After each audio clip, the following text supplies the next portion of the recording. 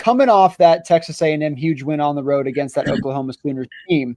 Is that the kind of win that you think boosts a team like this against Alabama, or could that be almost like you come off a team like that, now you got a bigger team? Are you getting a little bit too cocky, a little bit too in your head? I definitely think that when you win 9 straight, you're feeling hot and you're feeling on top of the world, and you think nothing can come and rain on your party. And I think it for Texas A&M when they went on the road to a tough Oklahoma Sooners team, and they took it to them on the road. So I love the coach too, Buzz Williams. He's a really, he's I don't want to say old school, but he's an old school coach. And he gets the most out of his players. He had a brief stint at CSU actually back in the day as an assistant.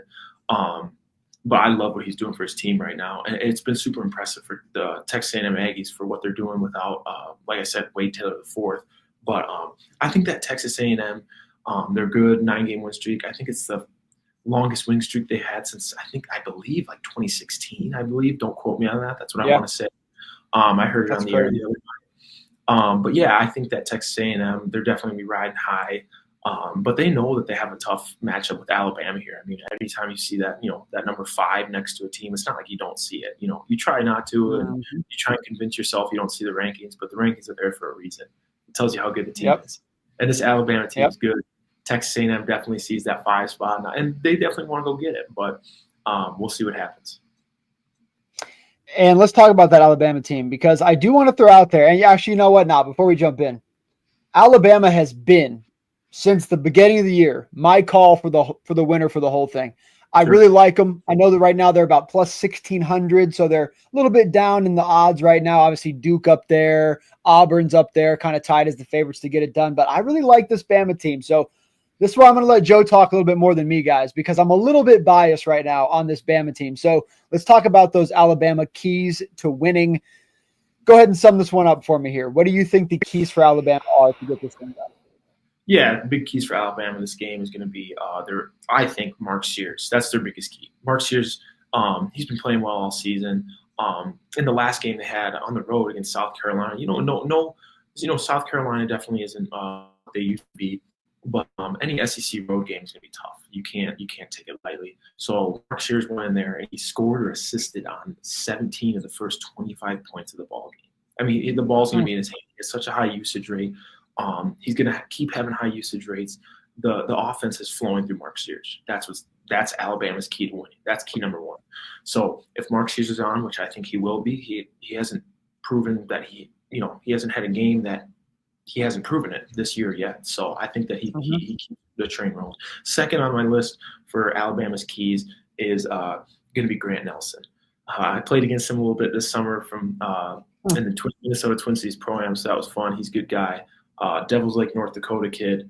But I think he's going to be huge. He does all the little things for them. He's the second leading scorer on the team. I think he's averaging 12 points a game, but he's going to be big time for them as well with rebounds, because I think he's averaging 9 rebounds a game, which is good for 39th in the country, I believe.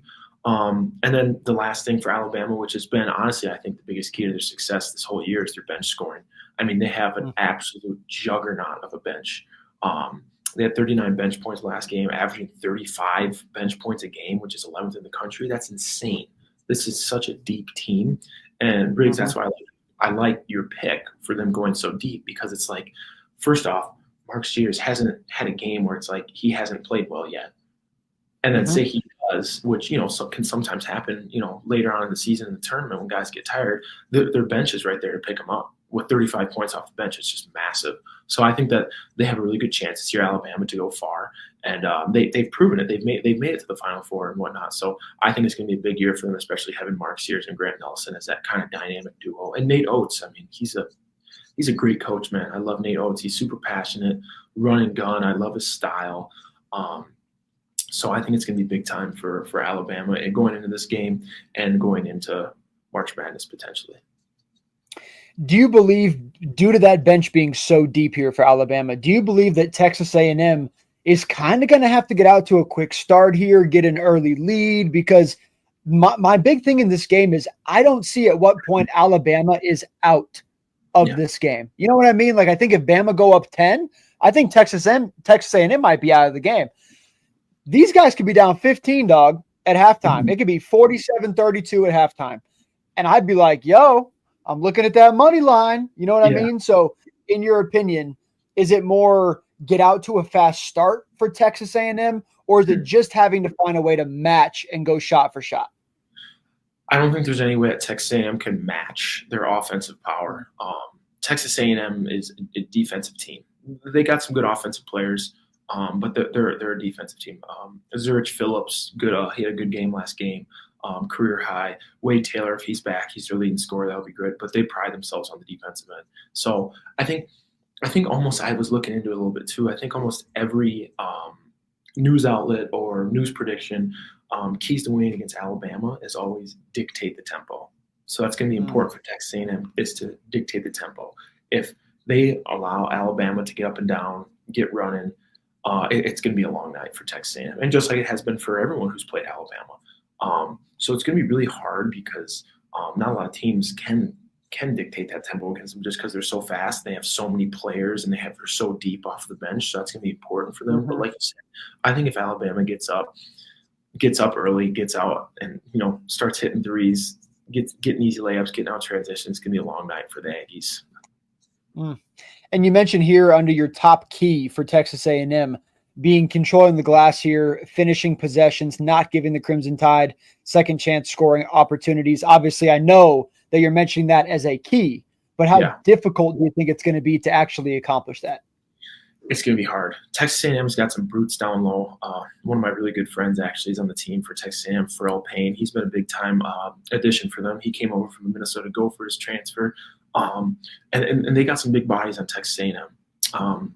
But like I said, Alabama just does it in a way that is just it's hard to stop. It really is. So it's going to be really crucial for those guys on Texas A&M. Some of the guys that I listed there for rebounding, like Anderson Garcia and Solomon Washington, are the team's leading rebounders, and then guys coming off the bench like Pharrell Payne. It's going to be super important for them to rebound, box out, not let them get second chance opportunities. Because, like I said, I mean, if you give that up, I mean, it's kind of the kiss of death because that's Alabama's key. I don't know what Nate always puts on his board before every game, but I'm sure one of them is attack the offensive glass. So.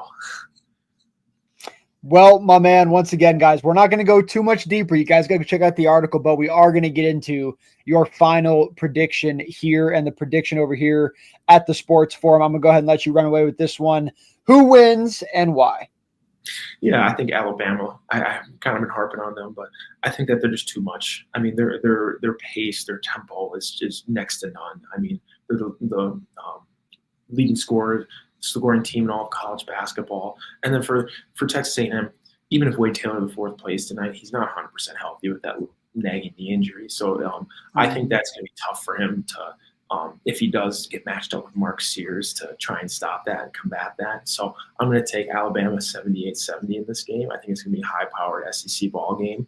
I think Texas A&M keeps it close, and they dictate the tempo for a little bit from time to time, but I just think Alabama's going to be too much for them, and I think this is going to be a really exciting game. This is going to be top-tier college basketball.